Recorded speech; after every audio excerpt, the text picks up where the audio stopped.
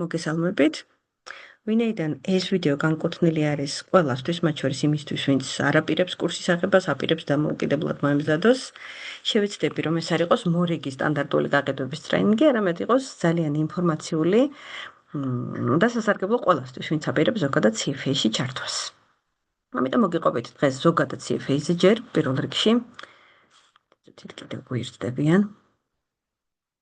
ზოგადად CFA-ზე და შემდგომ გადავალ უკვე ნელ-ნელა კურსზე. CFA არის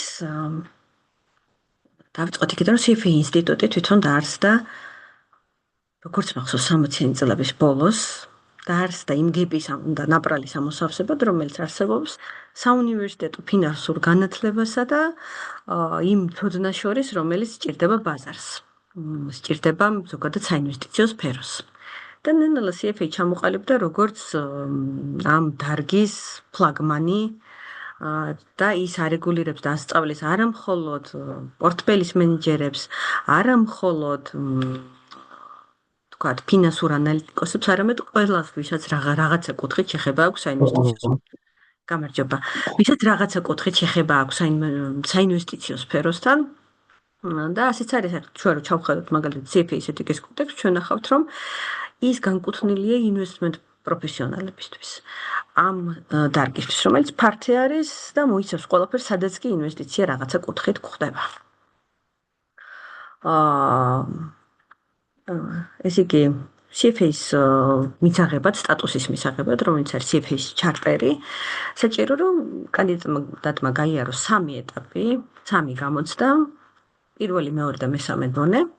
3-ვე დონეზე მეტნაკლებად შეისწავლება ერთი და იგივე დისციპლინები, თვითონ CFA ამ დისციპლინებს უწოდებს ტოპიკებს. თუმცა სხვადასხვა სიღრმით.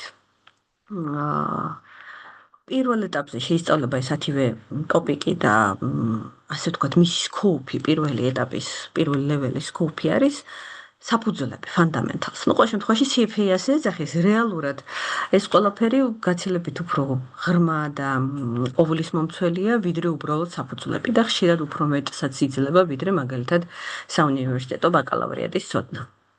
შემდგომ მეორე ეტაპზე კიდევ უფრო მეტად ჩადის და მეორე ეტაპის სკოუპი უკვე არის ანალიტიკა, ანალიზი და მესამე ეტაპის სკოუპი არის, აქ უკვე 3 ხაზად იყოფა, 3 სხვადასხვა pathway არის მესამე ეტაპზე, მაგრამ საბოლოო ჯამში აქტივების მართვა, asset management-ი, პორტფოლიო მენეჯმენტი, ზუსტი სახელები არ მახსოვს, მაგრამ სხვადასხვა კუთხით აქტივების მართვის მიმართულებებით მიდის. ანუ კიდევ უფრო მეტად წვრილმანდება. ჩვენ გვაქვს პირველი ლეველის მოსამზადებელი კურსი, ეს კურსი, რომელიც არის პირველი ლეველის გამოცდისთვის მოსამზადებელი და ვიწყებთ თავიდან და გავდივართ ბოლოში. მოდით ახლა შევხედოთ, როგორ არის თვითონ გამოცდები აგებული და ზოგადად რისგან შედგება ეგრეთ წოდებული body of knowledge, ანუ სასწავლო მასალა. CFA-ში შედის 10 სხვადასხვა დისციპლინა, ეს არის ეს დისციპლინები, რომლებსაც ახლა ეკრანზე ხედავთ. ეთიკა, რაოდენობრივი მეთოდები, ეკონომიკა და ასე შემდეგ.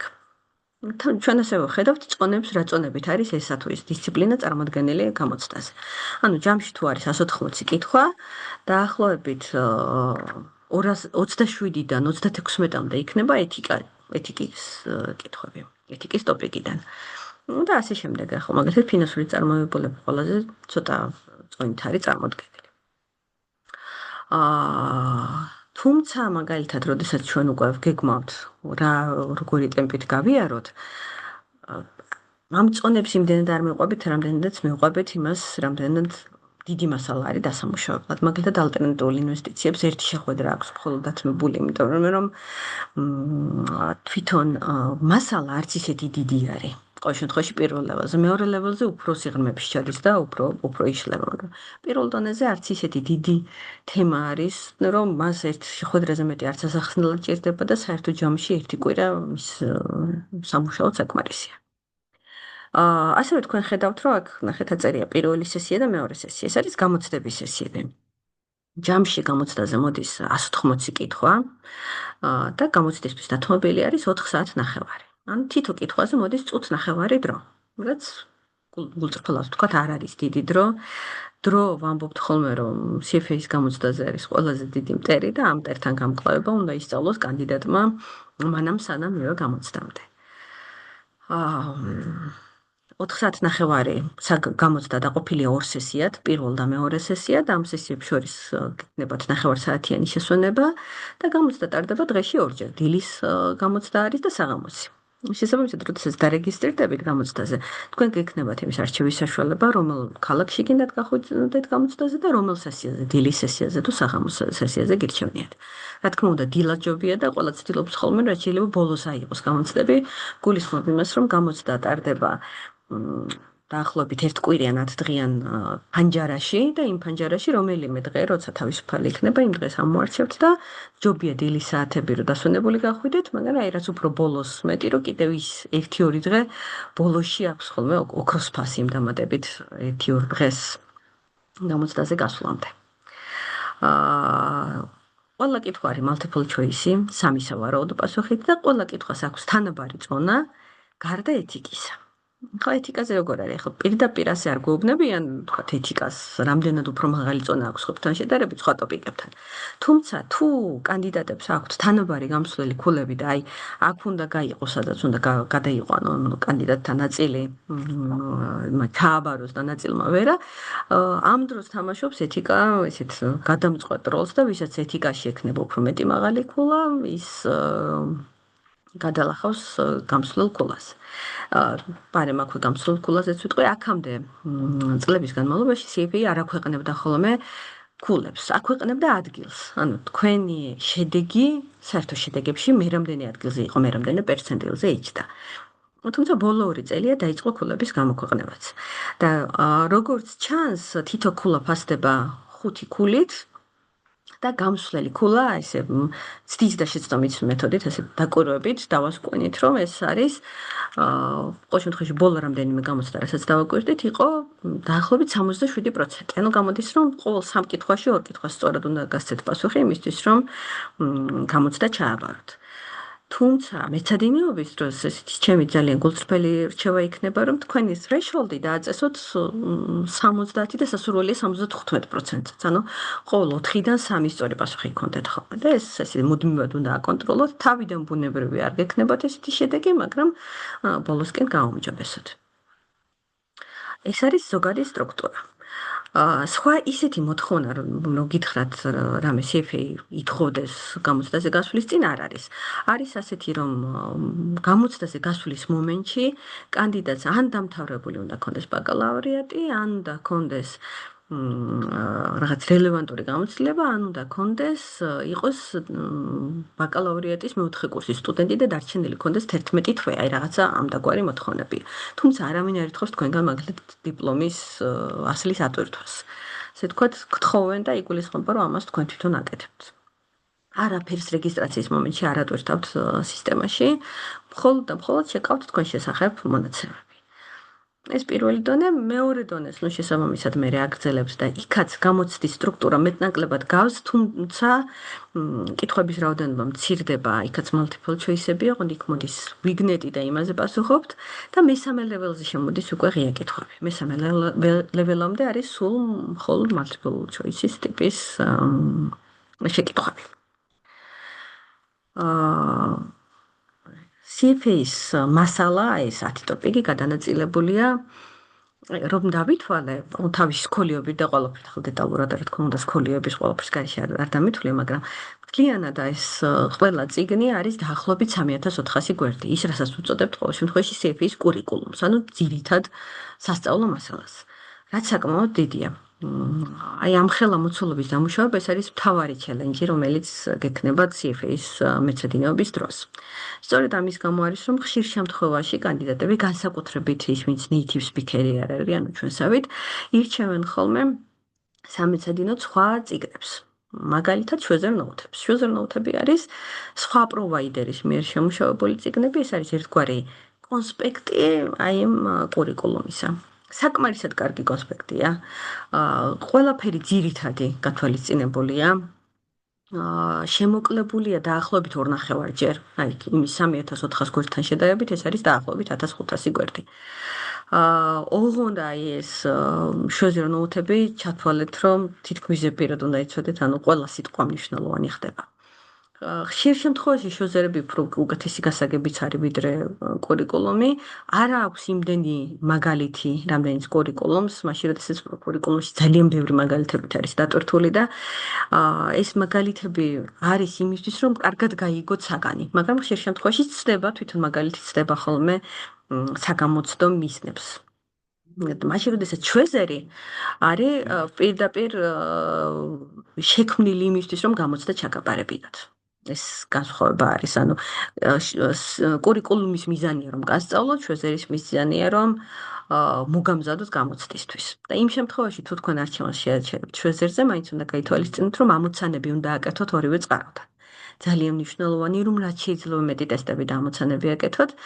მაშინ, როდესაც დარეგისტრირდებით გამოცდაზე, თქვენ მოგეცემათ წვდომა ეგრეთ წოდებულ ეკოსისტემაზე, CFA-ის ეკოსისტემაზე და ეს ეკოსისტემაში თქვენ გექნებათ წიგნები CFA-ის, თუმცა თქვენ იცით, რომ ჩვენ გვაქვს სხვა წიგნების ჯგუფებში ატვირთული. ასევე მოგეცემათ წვდომა ტესტებზე, იმავე ტესტებზე, რომლებიც არის წიგნებში და ცოტა კიდევ მეცე. გარდა ამისა, ბოლოსკენ უკვე, როდესაც გამოცდა მოახლოვდება, გაგიხსნებათ მუქ ეგზამენებზე, ანუ სიმულაციურ გამოცდებზე წვდომა, 1 ან 2 გამოცდა არის თუ სწორად მახსოვს.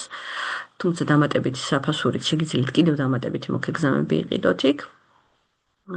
კიდევ CFA-ის ეკოსისტემაში დაგხვდებათ სხვადასხვა შეკითხვები, ესეთი თამაშების ფორმით, იმისთვის, რომ ამ გეიმიფიკაციამ გაახალისოს სწავლის პროცესი და უფრო მრავალფეროვანი გახადოს. მოკლედ, ყველაფერი არის შექმნილი იმისთვის, რომ იმეცადინოთ.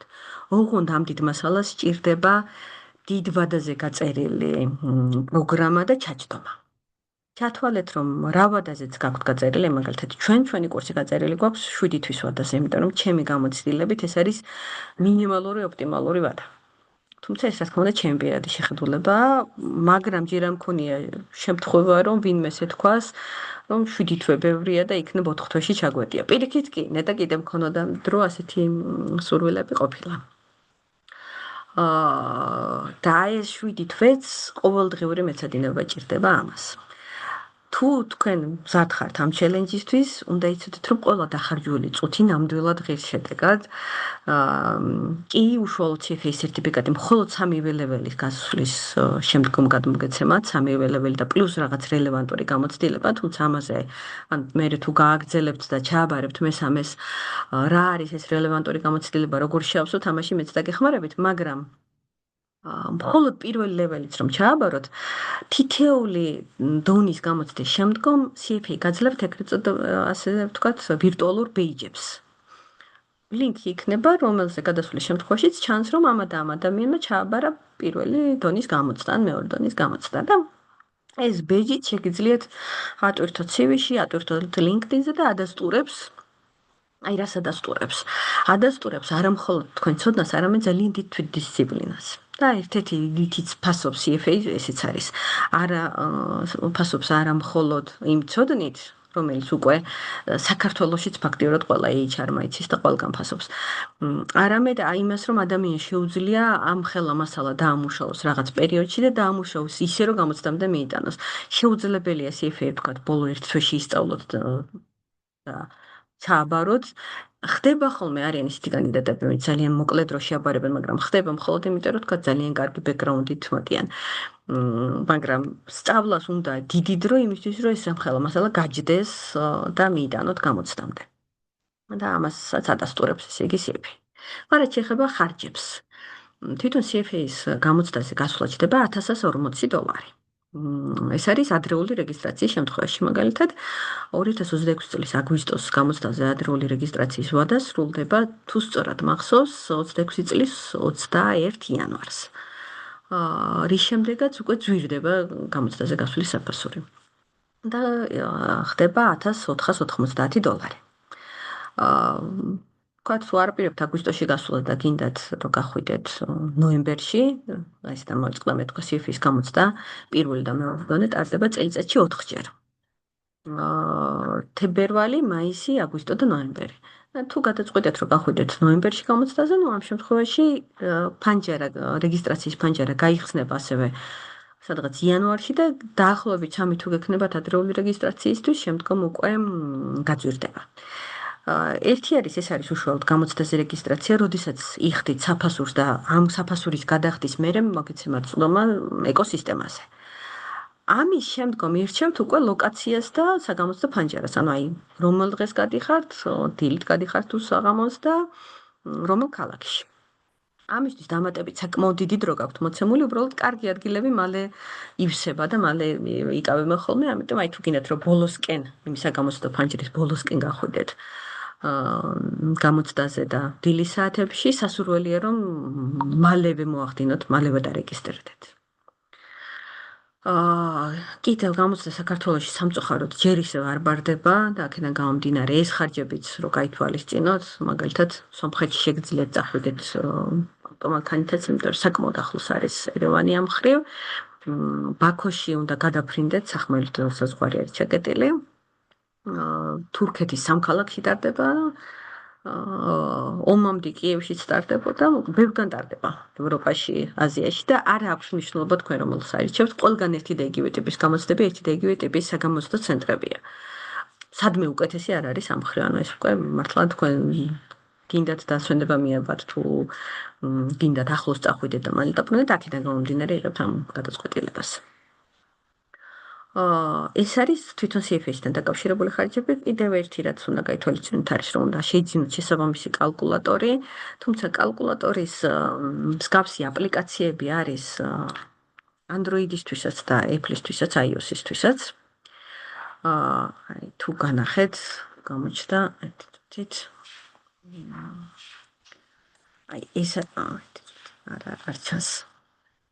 Скажите, вот მე გაგიზიარებთ კალკულატორის ფმულს. აპლიკაცია შეგიძლიათ შემოტვირთოთ და ისარგებლოთ, სანამ ვარჯიშობთ, თუმცა გამოცდაზე აუცილებლად ფიზიკური კალკულატორი უნდა წაიღოთ, სხვანაირად არ დაგიშვებენ, ანუ ტელეფონს არავინ არ შეგატანინებთ გამოცდაზე. კალკულატორის საფასურიც დაახლოებით $40-მდეა, თუ სწორად მახსოვს. რაც შეეხება ჩვენს კურსს, პირველად წელს ვაკეთებთ თუ იქნება დაინტერესება, თუნდაც მცირე დაინტერესება, ვაპირებთ რომ ფიზიკური ლექციების გარდა მეორე ჯგუფი გავუშვათ, მეორე პარალელური, რომელიც იქნება ონლაინ. ონლაინ კურსის საფასური იქნება 3000 ლარი, ხოლო რეალურ სივრცეში კურსის საფასური არის 3400 წინასწარი გადახდით, ან 3600 ლარი ნაწილობრივი შიდა განმადებით. რაც შეეხება ონლაინ კურსს, ახლა აქამდე რატო არ ვაკეთებდი, იმიტომ რომ ჩემი ძალიან გულწრფელი რჩევა რომ თუ ზოგადად კურსის აღებას აპირებთ და გადაწყვეტთ რომ ეს ჩვენთან გააკეთოთ, აიღოთ ფიზიკურ სივრცეში. თუ გაქვთ შესაძლებლობა ფიზიკურ სივრცეში იაროთ. იმიტომ რომ გაცილებით უფრო ეფექტურია, როდესაც ტრენერს აქვს თქვენთან ვიზუალური თვალთი კონტაქტი, გაცილებით უფრო დინამიურია, გაცილებით მეტი სტიმული გაქვთ, მოსმენა უფრო ადვილია, დისტარბერებია, ეს ყურადღების განფანტავები ნაკლებად არის გარშემო და შემდეგ. ძალიან გირჩევთ რომ იაროთ რეალურ სივრცეში, თუ რა თქმა უნდა კურსის აღებას აპირებთ. მაგრამ თუ სხვა ქალაქში ხართ, ამ შემთხვევაში გადაწყვეტთ რომ ონლაინ კურსი აიღოთ, რა თქმა უნდა შეგიძლიათ ესეც აიღოთ, მაგრამ ნებისმიერ შემთხვევაში ეს იქნება ორი ცალ-ცალკე პარალელური კურსი და არ იქნება ერთად, იმიტომ რომ როდესაც რაღაცა მიზეზის გამო ჩამიტარებია ჰიბრიდული ყურადღება აკლდება ორივეს. როგორც წესი კიდევ უფრო მეტად აკლდება ონლაინ მსმენელს, მაგრამ აკლდება რეალურ სივრცეში მყოფ მსმენელსაც. ეს არის კურსთან დაკავშირებით. CFA-ს სარგებელზე მიწერია აქ რომ დაწყებული იქნა რომ საერთაშორისო დაღიარებულია და თან საერთაშორისო დროდესაც ვულისხმობთ იმას რომ მაგალითად არ არის შემოსაზღვრული მარტო ამერიკით ან მარტო ევროპით, იმიტომ რომ უყურებს ყველაფერს, ის ადარებს, როდესაც გავდივართ ფინანსური ანგარიშგების ანალიზს, CFA განიხილავს როგორც ევროპულ სტანდარტებს, ანუ IFRS სტანდარტებს, ასევე ამერიკულ სტანდარტს, US GAAP-ს და მათ შედარებას აკეთებს მუდმივად. ამის გამო CFA აღიარებული არის ამერიკაშიც, ევროპაშიც, აზიაშიც, ყველგან სადაც დიდი ბაზარია, კაპიტალის ბაზარი, სადაც არის და ინვესტიციები, ყველგან აქვს CFA-ს აღიარება. პრესტიჟული კავშირები, ცოდნა, გამოცდილება, ზოგადად ფინანსების ოქროს სტანდარტია, Wall Street-ის ოქროს სტანდარტია. და ანაზღაურებაც საკმაოდ მაღალი აქვს და პლუს დამატებით ის ბენეფიტები აქვს, რომ მაგალითად თუ ფიქრობთ, რომ რომელზე გააკეთოთ არჩევანი უცხოურ MBA-ზე თუ CFA-ის შემთხვევაში არ გჭირდებათ, რომ მოწყდეთ გარემოს, გადახვიდეთ სხვაგან, შეგიძლიათ ისწავლოთ სამსახურის და ოჯახის პარალელურად. და საშუალო ანაზღაურება, რაც იყო დათვლილი ბოლო კვლევა, რაც მაქვს ნანახი, CFA-ების ანაზღაურება ბევრად მაღალია, დასაქმებულები არიან ისეთ მაღალ თანამდებობებზე, ხშირად C-level-ზე, ხშირად არიან საერთაშორისო ორგანიზაციები, კორპორატული ბანკები, CFA-ების დამფუძნებლები და საქართველოშიც დამქირავებლები და საქართველოშიც აქვს ძალიან ისეთი პოპულარობა და აღიარება. ხო რა არის ესეთი გამოწვევები და ჩელენჯები ზოგადად რა ქმნის CFA-ს ასეთ რატო ქვია CFA-ს რთული და ვისაც ერთულება რა არის აქ მთავარი სირთულე. მასალის ზოგადი სირთულე ახლა შეგიძლიათ შეხედოთ რომ ყველაზე ბოლოში მაქვს ჩატანილი. აი ყველაზე ბოლოს არის ნამდვილად იმიტომ რომ ნიბის გაძლევადი მასალაა. კი, რა თქმა უნდა, ზოგი საკითხი უფრო რთულია, უფრო მეც სიღრმეებში ჩადის, უფრო დატვირთული არის კალკულუსით და მეცადინავით, მაგრამ არ არის დაუძლეველი. მასალის მთავარი სირთულე არის მისი ზომა, დიდი მასალაა და იმის გამო რომ დიდი მასალაა და ამ დიდ მასალაში როდესაც გამოერება შედარებით უფრო რთულად აღსაქმელი კონცეფციები, მე ეს მასალა კიდევ უფრო მძიმდება. და აი ამ ხელა მასალას ჭირდება ძალიან დიდი დისციპლინა. აქედან გამომდინარე პირველი ჩელენჯი და პირველი გამოწვევა არის მასალის ზოგადი ზომა და არა სირთულე. და აი ამ ზომას ეს დიდი ზომა რომ დავძლიოთ, ამისთვის გვჭირდება კარგად გაწერილი გეგმა. რა გვაქვს ჩატში ჩავიხედო, ხომ მითხარით. შეგიძლიათ შემოწყვეტინოთ და ისეც ვკითხოთ, ან ბოლოსთვის მოვიტოვოთ კითხვები, ტესტ ცენტრის გახსნაზე ჯერჯერობით არ არის სხვათა შორის სიახლეები. თუმცა საქართველოს ექვემდებარებით თურქეთს, თურქეთის CFA Society-ს. CFA Society ეს არის საზოგადოება, რომელიც კურირებს CFA charter holder-ებს და ზოგადად CFA-ს გავრცელებას. და ცალკე ტესტ ცენტრები, ისინი არის ოთრად და მკაცრად გამიჯნული ერთმანეთისგან. ჩვენ შეგვიძლია გქონდეს ტესტ ცენტრი და არ გქონდეს CFA Society. და თურქეთის CFA Society-სთან ვარ კავშირზე და ისინი ცდილობენ რაღაცნაირად მოახდინონ საკითხის ესკალაცია, ვიცი რომ მათაც გქონდათ კომუნიკაცია ზემოთ, რომ იქნებ გახსნან ტესტ ცენტრი. რამდენადაც ვიცი, ადრე ბევრი წლის წინ დაახლოებით 15 წლის წინ ან რაღაც ასე მაშინ როდესაც გამოცდები იყო paper based ან შუცელზე წერდნენ კანდიდატები გამოცდას, ვინც ატარებდა, ვინც უკეთებდა ამას ორგანიზებას, მას სცადა ამ გამოცდების გაყიდვა და აი ამ ერთი თაღლითობის ფაქტის გამო საქართველოს არის შეყვანილი, ასე ვთქვათ, რისკიან ზონაში. და ამის გამო არის რომ დღემდე არ იხსნება, თუმცა საქართველოს ყველანაირად აქვს იმის საშუალება, რომ საქართველოსიც გქონდეს გამოცდა. პრომეტრიკის ცენტრი არის ჩვენთან, რომელიც მზად არის რომ ამ გამოცდას უმასპინძლოს, მაგრამ აი ამ ძველი ცუდი кейსის გამო ჩვენთან არ დარდება გამოცდა. აი, რო დაუბრუნდა ესე იგი ისე ამას დიდ მასალას უნდა მოვერიოთ ერთი კარგად გაწერილი გეგმით. იმ შემთხვევაში თუ აპირებთ რომ იმეცადინოთ დამოუკიდებლად, კარგად გაწეროთ თქვათ 6 თვის განმავლობაში როგორ გაივლით მასალას, შემდგომ მოიტოვოთ დრო გადასამეორებლად, სასურველია შუაშიც გადაიმეოროთ ხოლმე, ბოლოს აკეთოთ სიმულაციური გამოცდები და შიგადაშიგაც ტესტები და მუდმივად დათრეკოთ თქვენი შედეგები და შეეცადოთ რომ ზემოთაცილოთ. პირველი არის კარგად გაწერილი გეგმა და ეს გეგმა, რომელიც თქვენს ტემპს შეესაბამება და რომელიც შესრულებადია. რა თქმა უნდა, ეს უნდა იყოს შესრულებადი გეგმა. მეორე არის, როდესაც გაქვთ გეგმა და ეს შეასრულოთ. ანუ ყოველდღიურად იმეცადეთ.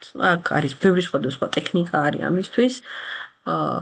ჩვენ კურსის განმავლობაში ამაზე საუბრობთ ხოლმე, რა ტექნიკებია, ამაზე შეგიძლიათ სხვადასხვა ვიდეოებიც ნახოთ, არის 15 წუთის წესი, 3 გვერდის წესი და შემდეგ, რომლებიც გეხმარება, მაგრამ რაც თავარი გამოსამუშავებელია ჩვევა და დისციპლინა.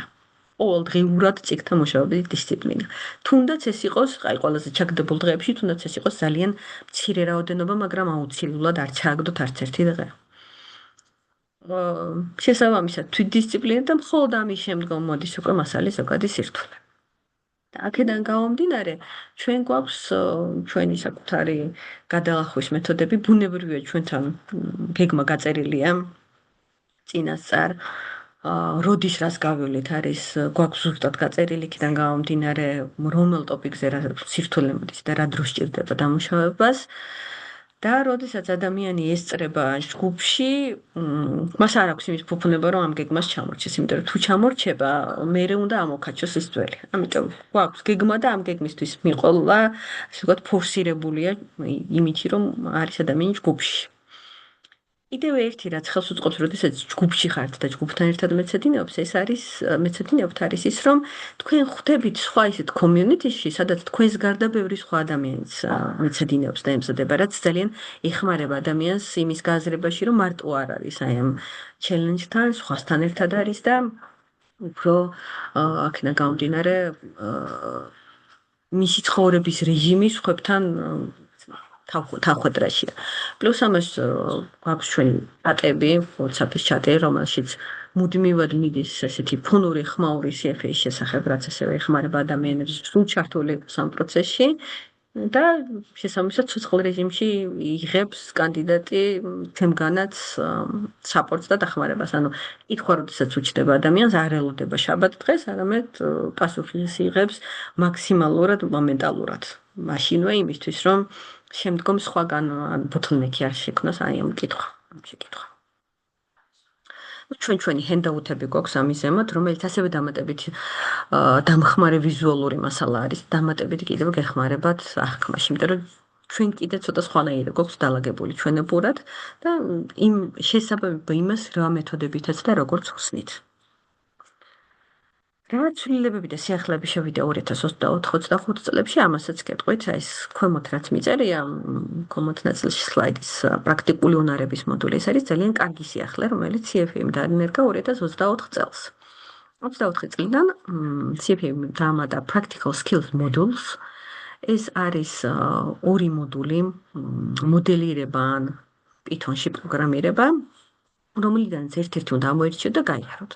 თუ თქვენ ფიქრობთ, რომ CFA გჭირდებათ და განგინათ გამოიყენოთ იმისთვის, რომ თქვათ, უშუალოდ პროგრამული უზრუნველყოფების შექმნაში და Python-ში მოდელების აგებაში გინდათ რომ იმუშაოთ, ამ შემთხვევაში ალბათ ამ გზას აირჩიოთ.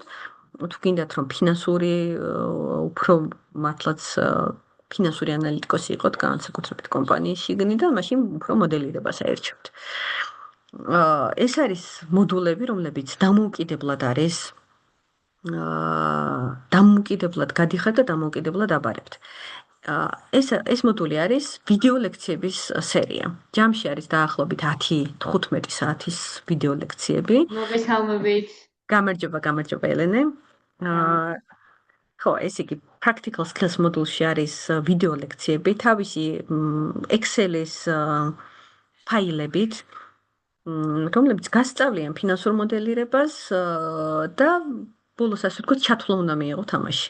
ეს არ არის ის საკითხები, რომლებიც გამოცდაზე მოდის, ანუ გამოცდაზე არ გამოიცდება, მეტიც თქვენ შეგიძლიათ წეროთ გამოცდა, დაბრუნდეთ ამ გამოცდიდან, ამის შემდგომ ჩააბაროთ ეს practical skills მოდული, მაგალითად მოდელირებაში და მერე დაელოდოთ და მიიღოთ გამოცდის პასუხი.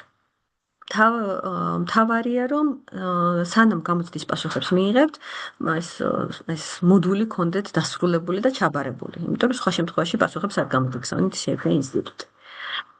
და მოდულის ჩაბარება საკმაოდ ადვილია, აკეთებთ დავალებებს და ასე ვთქვათ, იღებთ ჩაფლას. ანუ აქ რაღაც გამსვლელი ქულა არ არის. რთული არ არის ამის ჩაბარება, სამაგერო ძალიან საჭირო უნარებს გაძლევთ ესეთი სამსახურისთვის. ეს ერთი ცვლილება. მეორე ცვლილება რაც შევიდა პროგრამაში, ეს იყო რომ მასალის გარკვეული ნაწილი CFA-მ ასე ვთქვათ, ჩამოაჩეხა სასწავლო მასალას და გაიტანა ცალკე. აი მაგალითად დავიწყოთ ეკონომიკით. ეკონომიკის სწავლა ადრე იწყებოდა მიკროეკონომიკის თავისი მოთხოვნა მიწოდების მრუდებით და ელასტიურობით. მაკროეკონომიკის იწყებოდა იმით თუ რა არის GDP, რისგან შედგება, როგორ დავთვალოთ და ამ შემდეგ. აი 2024 წლიდან CFA-მ გადაწყვიტა და ჩათვალა, რომ ეს ცოდნა კანდიდატებს როგორც წესი აქვთ უნივერსიტეტიდან, ამიტომ არ არის საჭირო რომ ეს ამაშიც გამოვცადოთ, ესეც ჩვენ ვასწავლოთ და გამოვცადოთ და ახსნა იწყება ცოტა მერედან. მაგალითად მიკროეკონომიკაში ხსნით საიდან, აი უკვე ბაზრის სტრუქტურებით ვიწყებთ ახსნას. მონოპოლის კონკურენცია, ოლიგოპოლია, მონოპოლია, ამები თუ ვიწყებთ ახსნას და გამოტოვებული ეს მოთხოვნა მიწოდების მრუდები. ეს ერთის მხრივ კარგია, იმიტომ რომ რაღაცას ისეც არ სწავლობთ და არ გამოცდაზე არ გიწევთ ამის ჩაბარება. მეორეს მხრივ, თუ ეს ნაწილი, თქვათ, არ იცით და გინდათ რომ წაიკითხოთ, ეს ყველაფერი ცალკე გატანილი აქვს prerequisite reading-ებში, prerequisite საკითხავება.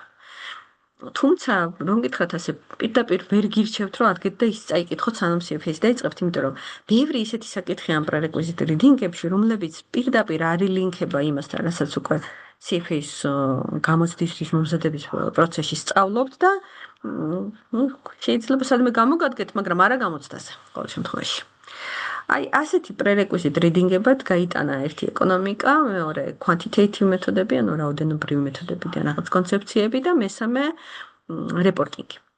რეპორტინგიდან სინამდვილეში მიუხედავად იმისა, რომ prerequisite reading-ებს შესაბამის რო ჩახედოთ, თითქოს და ბევრი არ გაუტანია, მაინც გავდივართ ამ ყველაფერს რაღაცა დოზით ამ financial statements analysis ნაწილში. მაგრამ აი რაოდენობრივ მეთოდებში არის ისეთი საკითხები, რომლებიც კარგი იქნებოდა ალბათ რომ დაეტოვებინათ. კურსის ფარგლებში ამას მაინც ვფარავთ ხოლმე. იმიტომ რომ აი სტატისტიკური კონცეფციების ცოდნა, მაგალითად რა არის განაწილება, როგორი ტიპის მონაცემები არსებობს, რა არის ნორმალური განაწილება და რატო არის ის ისეთი როგორიც არის, ამ ყველაფრის ცოდნა გარკვეულწილად მაინც სასურველი არის, იმიტომ რომ გეხმარებათ შემდგომ სხვადასხვა საკითხებში, მაგალითად ჰიპოთეზის ტესტირების გააზრების დროს. მაგრამ თქვათ, ვინც არ აპირებთ რომ აიღოთ კურსი, მოსამზადებელი კურსი. მე ჩემს YouTube არხზე მაქვს ატვირთული 1 წლის წინ ჩაწერილი სტატისტიკის 2 ვიდეო. ლექციის დღევანდელი შეხვედრის ბოლოს მე ამის ბმულსაც ჩავაგდებ ჩატში და შეგიძლიათ ეს ბმული აიღოთ. ან თუ ვინმე არ ხართ რეგისტრირებული ჩემთან, უბრალოდ დარეგისტრირდით იმისთვის, რომ თქვენი მეილი მქონდეს ან რაღაცნაირად მომაწოდეთ და გამოგიგზავნით ინდივიდუალურად აი ამ YouTube-ის ბმულებს, სადაც ამაზე ვსაუბრობ, რა ტიპის მონაცემები არის, საერთოდ რას ნიშნავს განაწილება, როდესაც distribution-ს ვლაპარაკობთ, რას ნიშნავს შინაარსობრივად ეს distribution-ი სტატისტიკაში. რომ ეს განაწილება მართლაც მონაცემების განაწილება არის, რომ მონაცემებს ფორმა აქვთ, რომ რა არის ნორმალური განაწილება და რატო იღებს ესეთ ფორმას ვიზუალურად ვაჩვენებ ამას. ეს ყველაფერი, ხო, აი ამ გეპის შესავსებად ჩაწერილი ეს 2 ვიდეო YouTube-ზე ატვირთული მაქვს საჯაროდ, შეგიძლიათ იქაც მოძებნოთ ან გამოგიგზავნით მეც ჩემი მხრიდან. ხო, მოკლედ აი ასე პირდაპირ გირჩიოთ, რომ prerequisite reading-ები წაიკითხოთ, დიდ დროს დახარჯავთ, რომლიდანაც ბევრი იქნება არასაგამოცდოდ დახარჯული დრო. ამიტომ არ მიმაჩნია, რომ გამოცდისთვის გჭირდებათ ამის საკითხვა. ყოველ შემთხვევაში არის ეს reading-ები და თუ სადღაც რაღაც დაგაკლდათ, შეგიძლიათ იცოდეთ, რომ ამ prerequisite reading-ებსაც შეგიძლიათ ჩახედოთ. ეს prerequisite reading-ები 3 წიგნად ეკონომიკაში, კვანტებში და financial statements analysis-ში 3 წიგნად აქვს ასევე შეკრული CFA-ის, ჩვენც გვაქვს ჩვენთან ატვირთული და ეკოსისტემაშიც დაგხვდებათ ეს წიგნები. კითხვები თუ გაქვთ, თუ გინდათ გამოჩერეთ, თუ გინდათ არ დაგავიწყდეთ, რომ მოინიშნოთ, რომ მერე გიპასუხოთ და ცოტა ჩატსაც ჩავხედავ. ნინო, ერთ ვიკითხავ, აი ჩვენთან გვაქვს ატვირთულია და ეს ჩვენ სად არის? ანუ საიტზე სადმე? თქვენ თუ ხართ, მადლობა კითხვისთვის, თქვენ თუ ხართ ჩვენ CFA-ის ჯგუფში, CFA candidates Georgia ჯგუფში. Facebook-ზე ხა, ალბათ? კი. კი, მანდ ვარ, კი. კი, მანდ არის სატვირთული ყველაფერი. ოკეი, კი ბატონო. კი.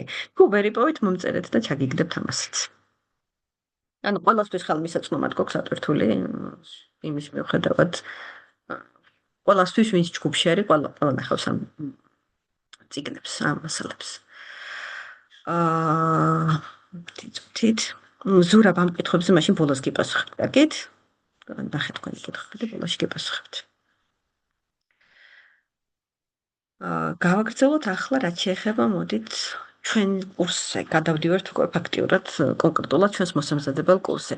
CFA-ის შესახებ მეტნაკლებად დავფარეთ, თუ გაქვთ უშუალოდ CFA-ის შესახებ და გამოცდების შესახებ კითხვები, შეგიძლიათ აქაც ვკითხოთ.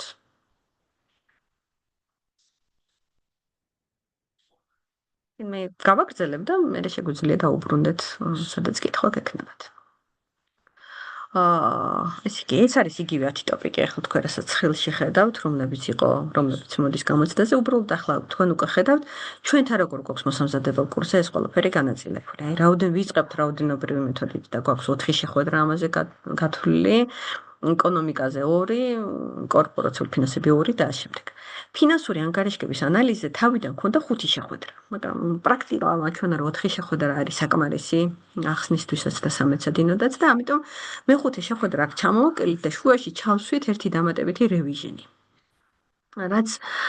რას ეკეთებს იცით? ერთის მხრივ გადავხედავთ, გადავიმეორებთ ყველაფერს, რაც მანამდე ქონდა გავლილი. მეორეს მხრივ ერთ ასეთ ემოციურ როლსაც თამაშობს. გადამეორების შემდგომ გამოჩნდება ხოლმე, რომ გახსოვთ კანდიდატს ახსოვს ის ყველაფერი, რაც მანამდე ქონდა გავლილი. იმიტომ რომ ყველა კანდიდატს ჩემი საკუთარი ჩათვლით და ვისთანაც კი შეხება მქონია, ბოლოსკენ აქვს ხოლმე განცდა, რომ ამხელა მასალა არის და მე აღარ მახსოვს ეს წინასა გამოცდოთ და როგორ გავხდენ გამოცდაზე. მაგრამ აი როგორც კი ვიწყებთ გადამეორებას, აღმოჩნდება, რომ ეს ყველაფერი სინამდვილეში საკმაოდ კარგად არის დალექილი, გადამეორება არის ძალიან კარგი, მოაქვს ეს ძველი ცოდნა და ამყარებს. ნეირონულ კავშირებს ზოგადად რაღაც როგორ გვამახსოვრდება და როგორ ვსწავლობთ მასალას. ნეირონებს შორის იქნება ესეთი კავშირები, სინოფსისები და ეს გადამეორება აკეთებს ამ სინოფსისებზე, წარმოგიდგენთ, ხაზი რო ბევრჯერ გაავლოთ, აი ამდენჯერაც გადაიმეორებთ, იმდენჯერ გაავლოთ და მერე უკვე ეს სინოფსისი ეს ჩანაწერი ჩვენს ტვინში არის გაცილებით უფრო მყარი. ამიტომ რაც უფრო მეჯერ გადაიმეორებთ თქვენ თვითონაც ტოპიკების დასრულების შემდგომ მერე ჩვენს რევიზიონებით, ძალიან გეხმარებათ, რომ ცოდნა გაამყაროთ. ესე იგი 26 შეხვედრა გვაქვს გათვალისწინებული, ანუ ზუსტად 6 თვე უშუალოდ მასალის ახსნისთვის და შესაბამისად იმისთვის, რომ კანდიდატმა იმეცადინოს და ისწავლოს ეს მასალა. შემდგომ კიდევ დამატებით 2 შემაჯამებელი შეხვედრა, ეს რევიზიონი, მინიმუმ 2, ახლა პრაქტიკიდან გამომდინარე, თუ კურსს აქვს ამის საჭიროება, იქაც ვამატებთ ხოლმე შეხვედრას, პლუს 1 სიმულაციური გამოცდა, პლუს ამას. ახსნის პროცესში, მასალის ახსნის პროცესში ხდება ხოლმე, რომ და ჯგუფები განსხვავებულია ძალიან, აი კონკრეტული ჯგუფის დინამიკიდან გამომდინარე, 3 საათი და 3 საათნახევარით შეიძლება არ გვიყოს ასახსნელად. ჩვენ გვაქვს გათვალისწინებული ასე, რომ ლექცია თითო შეხვედრა გრძელდება დაახლოებით 3 საათი, სინამდვილეში 3 საათზე ცოტა მეტიც ხოლმე. მაგრამ თუ ვხედავ, რომ 3 საათნახევარშიც ვერ ვეტევით, იმიტომ რომ თუ ვხედავთ, რომ რაღაც საკითხებზე მეტი ჩაღრმავება გვჭირდება და ეს ხდება ხოლმე უფრო რაოდენობრივად დატვირთულ კალკულაციებით დატვირთულ თემებზე, ხო? უნდა ავხსნათ იქამდე, სანამ არ იქნება აბსოლუტურად გასაგები. და თუ ვხედავთ, რომ 3 საათნახევარშიც ვერ ვეტევით, ამ შემთხვევაში ვწყვეთ ხოლმე ლექციას და შუა კვირაში, მაგალითად საღამოს საათებში ვამატებთ ერთ დამატებით შეხვედრას. ჩვენ გვაქვს ზოგადად, ესე იგი 26 კვირა, 26 შეხვედრა. ეს არის გაწერილი და ნუ პლუს კიდე 3 დამატებით, ანუ 29 შეხვედრა არის უშუალოდ ჩვენი გეგმით გაწერილი. ბროშურაში შეგიძლიათ ნახოთ, აი კალენდარში არის ზუსტად 29 შეხვედრა, მაგრამ რეალურად შეხვედრების რაოდენობა არის ხოლმე მეტი. ესე საშუალოდ 3-დან 5-მდე დამატებითი შუალედური შეხვედრები გვჭირდება ხოლმე. რაოდენობრივ მეთოდებზე, fixed income-ზე გვჭირდება ხოლმე, დერივატივებზე, ხშირად ამ ტოპიკებზე უფრო, ანუ რომლებიც კალკულაციებით დატვირთულია. ასეთ დროს ესე იგი 3 საათზე და ცოტა მეტზე ვწყვეტ ლექციას და შუაში კიდევ დამატებით ლექციას ვნიშნავთ შუა კვირაში, ისევ არასამუშაო საათებში. შეიძლება თქვა ზოგისთვის ეს მოუხერხებელი იყოს, მესმის, მაგრამ მასალის ათვისებისთვის ეს არის საუკეთესო, იმიტომ რომ 3 საათის მერე იღლება კოგნიტური უნარები არ გვაქვს შეუზღუდავი, ლიმიტირებულია და რაც უფრო ბოლოსკენ მიდის, მით უფრო რთულად მოდის ინფორმაცია და 3 საათზე მეტი ფიზიკურად აღარ არის უმრავლესობა ადამიანებისთვის ტვინი მზად რო ამდენი ინფორმაცია აითვისოს. ჩვენ ხო ამას ასე ვთქვათ ტიჩკის დასასმელად არ ვხსნით, გვინდა რომ ყველა გაიგოს და წაიღოს ეს მასალა. გარდა ამისა, კიდე ერთი რასაც ვაკეთებთ ხოლმე, ეს არის შუალედური ტესტირებები. ეს არის რა? რაოდენობრივი მეთოდები შედგება 4 შეხვედრისგან, ხო, 4 კვირისგან. ამის შემდეგ მე-5 კვირას უკვე ვიწყებთ ეკონომიკას. მაგრამ 11 საათზე რო ვიწყებთ ეკონომიკას, 10 საათსა და 20 წუთზე ვხვდებით და ვწერთ ტესტს აი 40 წუთის განმავლობაში რაოდენობრივ მეთოდებზე. ეს არის სხვა ტესტები, ანალისტ პრეფის განმშეძენილი ტესტები, ეს არ არის CFA-ის ტესტები, იმიტომ რომ CFA-ის ტესტებზე წდომა ისედაც გაქვთ. ეს არის დამატებით სხვა ტესტები. პასუხებს მე გიგზავნით, ან თქვენ თვითონ ახოლობთ, იმ პასუხებში ყველაფერი წერია თავისი ახსნებით. ეს არ არის უბრალოდ რომ A-ის სწორი პასუხი, არამედ ახსნილი არის რატო არის A-ის სწორი პასუხი და არ არის B და C-ის სწორი პასუხი. თუ კითხვა გექნებათ, ბუნებრივია მოგაქვთ ეს კითხვა ჩემთან და განვიხილავთ ლექციაზე იქნება ლექციის შემდგომ შუალედში თუ შუა კვირაში ამ WhatsApp-ის საშუალებით. ან დამატებით შეხვედრაზეც. ეს კითხვები არა მხოლოდ შეგიძლიათ დასვათ, არამედ ძალიან სასურველია რომ დასვათ. თქვენი აქტიურობა კვირის განმავლობაში იგივე WhatsApp-ის ჩატში ეხმარება სხვებსაც. ეხმარება იმაში, რომ მუდმივად იყვნენ პროცესში ჩართულები. სწავლის პროცესი ხდება გაცილებით უფრო აქტიური და ცოცხალი. და ესე იგი გარდა ამისა შეიძლება ახსნის დროს მაგალითად სხვა მე დამასწროს სხვა თქვენმა ჯგუფელმა თანაჯგუფელმა და იმან ახსნას ეს საკითხი და თან როგორც ეს ძალიან საინტერესო და კარგი კითხვები ვარდება ხოლმე ასეთ დროს ჩატში რომელიც ერთხვებისთვისაც საინტერესო. ისე რომ ძალიან სასურველი არის რომ ჩატში აქტიუროთ. ესე იგი ჯამში ეს არის ჩვენი სტრუქტურა.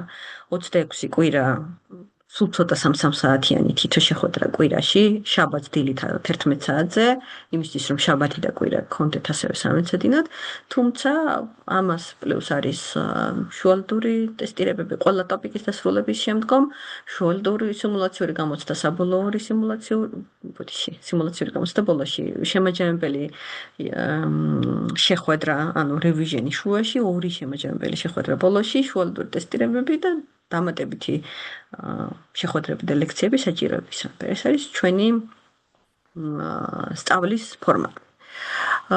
და დისკლეიმერი სხვაგანაც მიწერია და მაინც კიდევ ერთხელ ვიტყვი, რომ არ არსებობს კურსი, რომელიც ჩანაცვლებს ციკლთან დამოუკიდებლად მეცადინეობას. კურსის მიზანია, რომ რაღაცებში დაგეხმაროთ, მასალის წაკითხვისას არ გქონდეთ პრობლემა, რომ მასალას მაშინ გაიგოთ. არამედ მასალა უკვე გაგებული გაქვთ ლექციაზე და შემდგომ ამას სწავლობთ, მაგრამ დამოუკიდებლად მეცადინეობა სჭირდება აბსოლუტურად ყველას. CFA არის დიდი მასალა და გამოცდა არის ძალიან ნიუანსური, რომელსაც სჭირდება მასალის კარგად გაგება, წაკითხვა, გააზრება. და თუ გაქვთ მაგალითად კონსპექტის კეთების სკილიც, ძალიან კარგი სკილია ეს. კონსპექტის მithumetes რომ თუ ხელით აკეთებთ და მართლა კალმით წერს ფურცელზე, როგორც აღმოჩნდა, როგორც ამბობენ, ამტკიცებენ, ეს კიდევ უფრო ამყარებს მასალის გააზრებას, სტრუქტურირებას, დალაგებას და შემდგომ გადამეორება უფრო სწრაფი და ადვილი არის საკუთარი კონსპექტიდან გადამეორება. ესე რომ თუ ვინმეს გაქვთ ამის უნარი საშუალება და გამონახავთ დროს, ძალიან კარგია რომ ესეც ჩართოთ თქვენს სწავლის პროცესში. კონსპექტების კეთება. სხვა აი ესეც მოდი დავამატოთ, რომ ჩვენი მხრიდან ჩვენს სერტიფიკატებსაც გავცემთ. ინგლისური ენის ცოდნასთან დაკავშირებით არ არსებობს ესეთი მკაცრი მოთხოვნა. CFA არაფერს არ აქვს ამასთან დაკავშირებით. თუმცა ჩემი შეფასებით და ჩემი ცოდნით ეს არის სადღაც intermediate დონე, B1 დონე. ინგლისურთან დაკავშირებით ჩემი შეფასებით ეს არის intermediate დონე, B1 დონე. თავარია რომ კითხულობდეთ ნორმალური ტემპით. დანარჩენი ხო თქვენი იქ არც აზრის ჩამოყალიბება გჭირდებათ ინგლისურ ენაზე, მით უმეტეს არც მოსმენა და არტიკულირება. მხოლოდ და მხოლოდ ინგლისურად წაკითხვა და ისეთ ნორმალურ ტემპში წაკითხვა და გააზრება. და ენა არის ძალიან კარგი ენითარეს CFA-ის წიგნები ნაწერი. ისეთი კარგად გასაგები არართული ენით, სადაც უცხო სიტყვა შეგხვდებათ ძალიან იშვიათად. თუ შეგხვდებათ უფრო მეტად იქნება ეს ესეთი სპეციფიური ტერმინები, რომლებიც უნდა ვისწავლოთ. ახსნის პროცესში მე ვხსნი ამ ყველაფერს ქართულად, თუმცა სლაიდები არის ინგლისურ ენაზე და ახსნის პარალელურად და აქტიურად ვიყენებ ინგლისურ ტერმინებს, იმიტომ რომ თქვენი ინგლისური ტერმინები დაგჭირდებათ. სადაც ვიცი ქართული თარგმანი, ქართულ თარგმანსაც შემოგთავაზებთ ხოლმე, რომ ვთქვათ, fixed income ის არის სავალო ინსტრუმენტი, ბონდი ის არის ობლიგაცია და შემდეგ ასე ამებს მუდმივად გამოვიყენებთ, მაგრამ ინგლისურ ტერმინებს ქართულად ახსნის პარალელურად გამოვიყენებთ, იმიტომ რომ ინგლისური ტერმინებით მოგიწევთ ოპერირება გამოცდაზე. ხვა მე მგონი ასახსნელი ნაწილი მეტნაკლებად დავასრულე. მოდით ახლა ჩავხედავ აი ამ კითხვას, რაც ქონდა ზურაბს. ონლაინ გაკვეთილიც ჩატარდება კვირაში ერთხელ.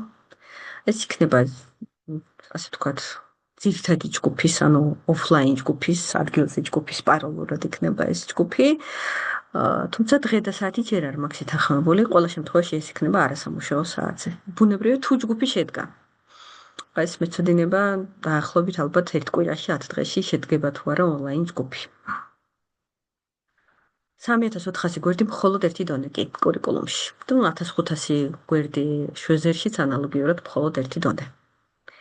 და ჯამში არის დაახლოებით ამდენივე მოცულობის არის მეორე ლეველის და მესამე ლეველის თითოეული მათგანიც.